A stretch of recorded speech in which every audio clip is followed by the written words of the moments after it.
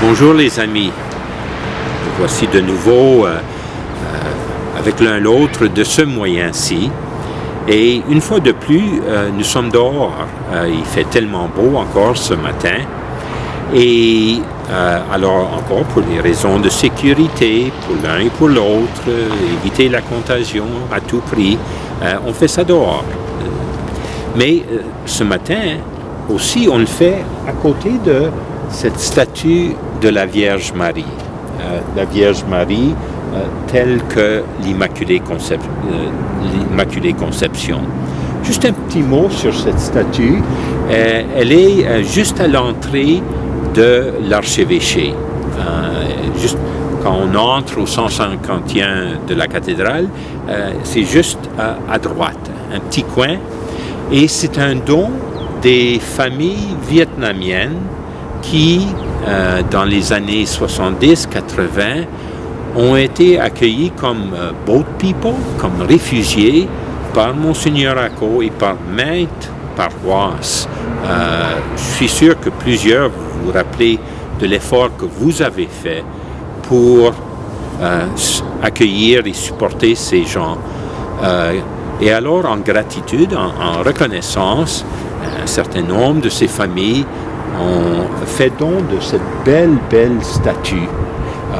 Alors, je vous invite à un moment, si vous venez à l'archevêché, regardez à droite, il y a un petit banc, don des chevaliers de Colomb. Venez et prenez un temps de prière. Et nous le faisons ici cette semaine parce que la semaine prochaine, dans quelques jours, nous allons célébrer la fête de l'Immaculée Conception.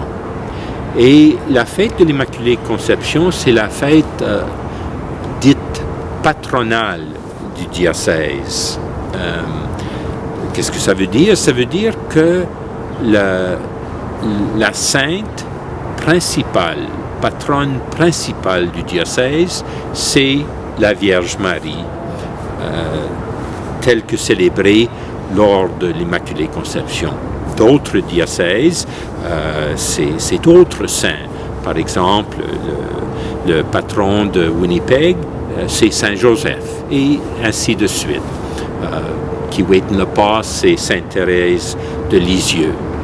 Mais Monseigneur Provencher, au début de notre vie d'église ici dans l'Ouest, a choisi la Vierge Marie comme la patronne de tout ce qui allait et qui continue aujourd'hui à se vivre en termes d'évangélisation. Alors, en pensant à ça, la fête de l'Immaculée Conception, et dans une année habituelle, la cathédrale serait pleine de gens de tout partout dans le diocèse qui se rassembleraient pour se tourner vers Marie et demander son intercession et l'honorer et aussi réfléchir sur son exemple de foi. Elle est le disciple modèle, la première des disciples du Christ. Et alors, moi, je pensais à ça, mais cette année, on ne va pas avoir cathédrale pleine. Et je me rappelle, il y avait quelqu'un lors du cours sur l'homélie, comment prêcher, qui avait dit un bon prédicateur, d'une main, il y a la Bible, d'autre main, il y a le journal du jour. C'est-à-dire la parole de Dieu et la vie d'aujourd'hui, le monde d'aujourd'hui. Alors, si on pense à ça, célébrer l'Immaculée Conception au plein milieu d'une pandémie où les directives sont vraiment qu'on se distance l'un l'autre physiquement, mais non pas en s'isolant. On ne peut pas être physiquement avec l'un l'autre, mais on peut choisir d'être reliés, unis à l'un l'autre, spirituellement et de toutes les autres manières qu'on peut l'être. Eh bien, je pensais à ça. Marie au temps de Nazareth, de Bethléem. Eh bien, oui, elle était une jeune fille des plus humbles, d'un village qui comptait pour rien. Mais dans la foi d'Israël, elle aurait su tout ce qui était compris dans cette annonce du Messie, cette promesse de la venue d'un Messie. C'était la promesse que, oui, Dieu agirait. Il enverrait son serviteur, et ce serviteur, pasteur, prince de la paix, établirait la paix pour toujours, la justice, la vie telle que Dieu la veut pour tous ses enfants. Alors, elle comprenait cela, quel grand événement ça serait. Et alors, à Nazareth, elle reçoit la visite de l'ange qui lui dit, « Eh bien, c'est toi qui vas être la mère de ce Messie. C'est toi par lequel le dessein de Dieu va être accompli. Tu as une part particulière. Tu es pleine de grâce. » Et Marie, je suis sûr, elle, devant l'attente généralisée de qu'est-ce que ce serait la venue du Messie, et maintenant la réalité, l'aujourd'hui de cette venue, elle aurait dit, mais comment, qu'est-ce que ça veut dire, c'est quoi, et moi là-dedans? Mais on sait que, questionnant, approfondissant, étant ouverte, elle a dit oui. Et ce oui de Marie, oui parfait, est un oui parfait de toute cette vie, par la grâce de Dieu, l'action de Dieu, dès le moment de sa conception. C'est pour ça qu'on dit, c'est la fête de l'Immaculée Conception. L'Immaculée Conception de Marie, dès le moment de sa conception, toute sa personne, tout ce qu'elle est un oui à Dieu. Et elle le vivra dans l'aujourd'hui de la venue de Jésus, sa naissance,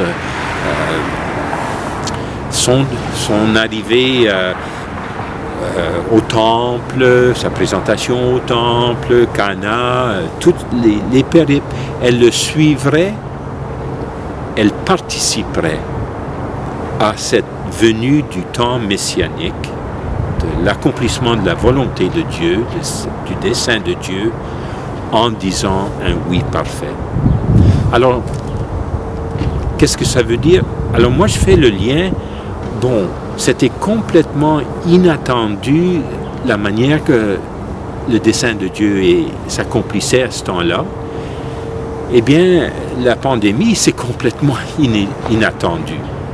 Mais la parole de Dieu demeure la même.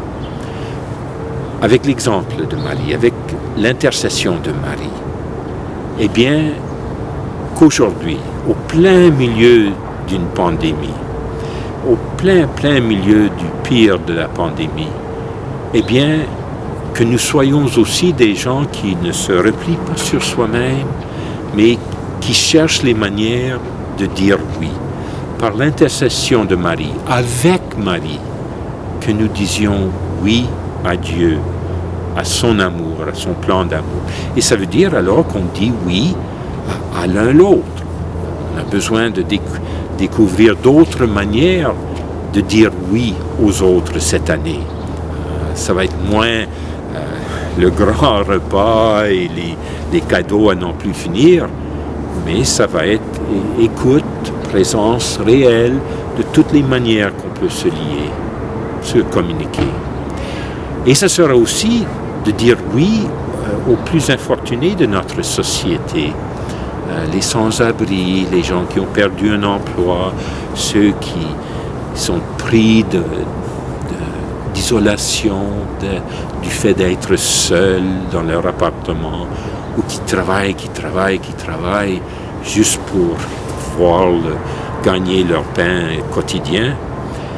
Eh bien, qu'on cherche les manières à dire oui de la manière qu'on peut le dire maintenant.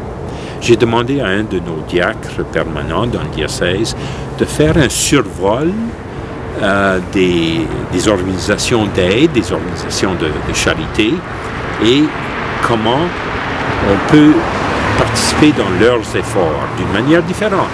Mais comment on peut dire oui aujourd'hui. Alors je vous invite, en pensant à Marie, en vous tournant vers Marie, en demandant son intercession pour vous-même, votre famille, pour le diocèse, que nous trouvions ces manières de dire oui. Et je finis avec un autre petit fait. Le 8 décembre, cette année, Monseigneur Marcel Danfous prend charge de l'archidiocèse de Ottawa-Cornwall. Monseigneur Prendergast, à 75 ans, 76 ans, se retire et c'est notre Marcel, fils de notre sol ici, qui devient l'archevêque d'Ottawa-Cornwall. Une grosse tâche. Alors, le 8 décembre, alors que nous célébrons ensemble en diocèse, prions tous pour Monseigneur Marcel et la paix, la joie, la force et la fructivité de son ministère là. On le tient dans nos prières, dans notre cœur. Alors avec cela, je vous souhaite une bonne semaine et belle célébration de l'Immaculée Conception. Merci.